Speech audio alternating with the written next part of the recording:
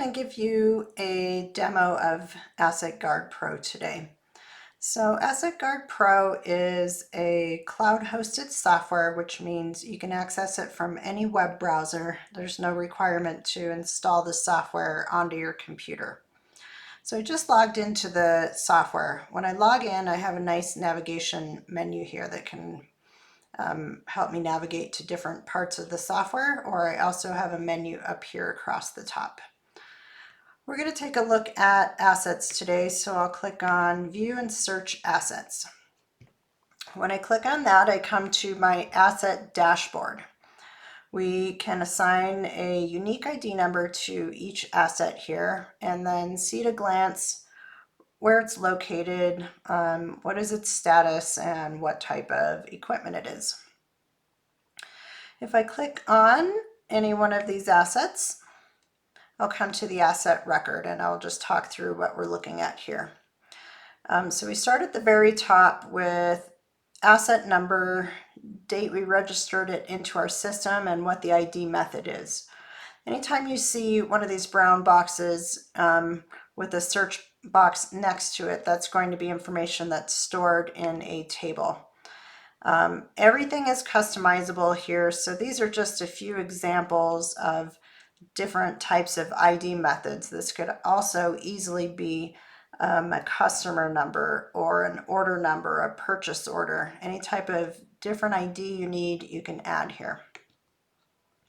We can categorize what the equipment is, who the manufacturer is, and again, these are real easy to add new categories and remove any categories that are here that you do not want.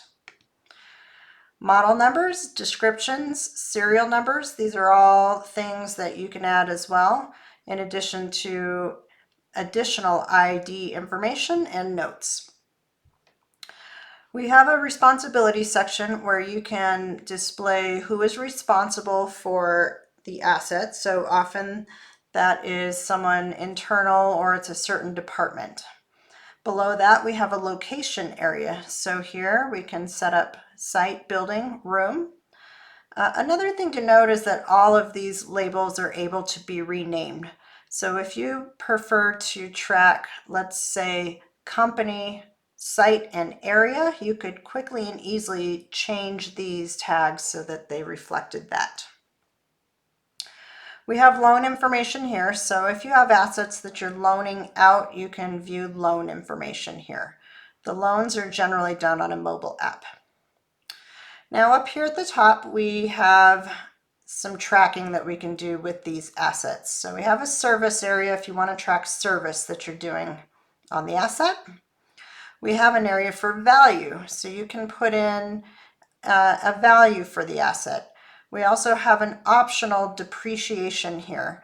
You can set up your own depreciation categories and with all their criteria based upon what the asset is. Or if you prefer to simply track the initial value or possibly the sale price of an asset, that can go right here. And we do support multiple currencies as well. Below that, we have an area for auditing. So if you occasionally need to perform audits on your assets, you can go out to them. If they're barcoded, you can scan the barcode to bring this functionality right up on a mobile app. Otherwise, you can hand key or you can do it on a laptop. So you'll simply put in an audit date, who did the audit, notes and condition from the asset, and you can schedule a next audit here. Last column we have is called Asset UDF. That stands for User Defined Fields. So we have 5 additional fields here that are meant to be renamed by you. If there's something else that you want to track about your assets that you don't see in our default columns, you will simply set them up right here. So I have a couple of examples in place. I put in a warranty end date and an end of life. But this can be anything you need that pertains to the type of assets you have. So if you wanted to put in an order number, a PO number, a contract number for a warranty, really anything at all you need can go here. Over on the right, we have 2 upload fields. One is an image field and one is a receipt field. These can also be changed as far as title. So if you wanted this to be a user manual or a warranty document, it can be anything you want that goes there. So that's everything we have in regards to what we're tracking on assets. I'll just show you how easy it is to change those field names. So in my admin tab up here, I have a lot of customization options. I can put in my own company logo. Here's where I can change those field names I was talking about. So for instance, we have these UDF fields. If I wanted to create a third UDF field called contract number, it's really just as simple as opening it up, putting in the new name, and saving it. Here you can also choose what you display or hide. So if you decide you won't be doing any check-in, check-out features, for instance, you can hide that entire column and get rid of it. You can change headers for any of those fields, and for every field you can determine whether it's enabled or disabled, and in a lot of cases you can determine whether it's required or not with a checkbox. Here in the admin area, we can also set up your depreciation categories if you're using them. We can import data. So if you would like to do a bulk import of your assets to get started, that's easily done. We can manage our users here, manage password settings, view login history, and set up user groups, which give you different permissions. In our reporting tab, we have a lot of different reports that we can run. So we can run reports on asset activity, find out things like which ones of my assets are disposed of or missing.